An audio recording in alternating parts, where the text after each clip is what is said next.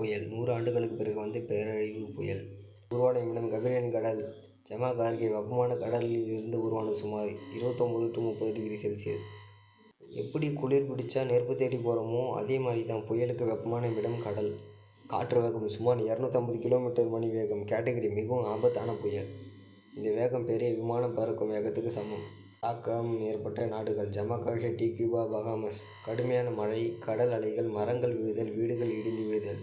தமிழ்நாட்டில் வருகிற வராத்தா புயல் மாதிரி தான், ஆனால் இதோட வலிமை அதை விட 3 மடங்கு அதிகம். மழை அளவு 24 மணி நேரத்தில் 300 மில்லிமீட்டர் வரை மழை பதிவாகியுள்ளது. சில பகுதிகள் முழுக்க நீரில் மூழ்கியது. சென்னையில் வெள்ளம் 2015 மாதிரி தான், ஆனால் தீவு நாடுகளில் தப்பிக்க இடமே இல்லை. ஏன் இது 100 ஆண்டுகளுக்கு பிறகு நடந்தது? கடல் வெப்பநிலை மிக அதிகரித்தது. காலநிலை மற்றும் கிளைமேட் சேஞ்ச். காற்றழுத்தத்தில் குறைந்தது. இதனால் புயல் மிக பெரிய சக்தி பெற்றது. பாதிப்பு ஆயிரக்கணக்கான வீடுகள் சேதம். மின்சாரம் தடை. மக்கள் இடம்பெயர்வு. கடலோர சாலைகள் மூழ்கின. நீலகிரி வெள்ளம் மாதிரி தான், ஆனால் கடல் நடுவே நடந்ததால் மீட்பு கடினம். செயற்கைக்கோள் படம். புயல் வட்டம் மிகப்பெரியது. மத்திய பகுதியில் ஐ ஆஃப் த சைக்ளோன் தெளிவாக தெரிந்தது. புயல் மையம் ஒரு கண் மாதிரி தோன்றும், அது ஐ என்றே சொல்லுவாங்க. தற்போது நிலை அக்டோபர் 2025 வந்த பெரிய புயலாகவே சொல்லலாம்.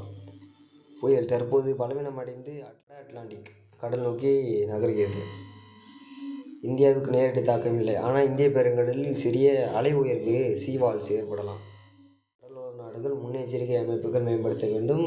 மக்கள் காலநிலை மாற்றத்தை கவனிக்க வேண்டும். இயற்கையாகவே காப்பது நம்மை காப்பது தான். 174 ஆண்டுகளுக்கு பிறகு வந்த உலகின் பேரழிவு புயல் மெலிசா புயல். உலகத்தை அதிர்ச்சிக்கு உள்ளாக்கிவிட்டது இது மெலிசா புயல். மெலிசா புயல் காற்று வேகம் 250 கிலோமீட்டர்/மணிக்கு மேல். ஜமாக் தீவு முழுக்க மழை வெள்ளத்தில் மூழ்கிவிட்டது. இயற்கை கோபமா இல்லை மனிதரின் தவறா? உங்கள் கருத்து கமெண்ட்ல சொல்லுங்க. மெலிசா புயல் தற்போது கபிரியன் பகுதியில் பெரும் பேரழிவை ஏற்படுத்தியுள்ளது. ஜமாக்காவில் புயல் வகுப்பு 5 நிலைக்கு வந்து கரையை அடைந்து அந்த நாட்டின் வரலாற்றில் நேரடியாக தாக்கிய மிக வலுவான புயலாகும்.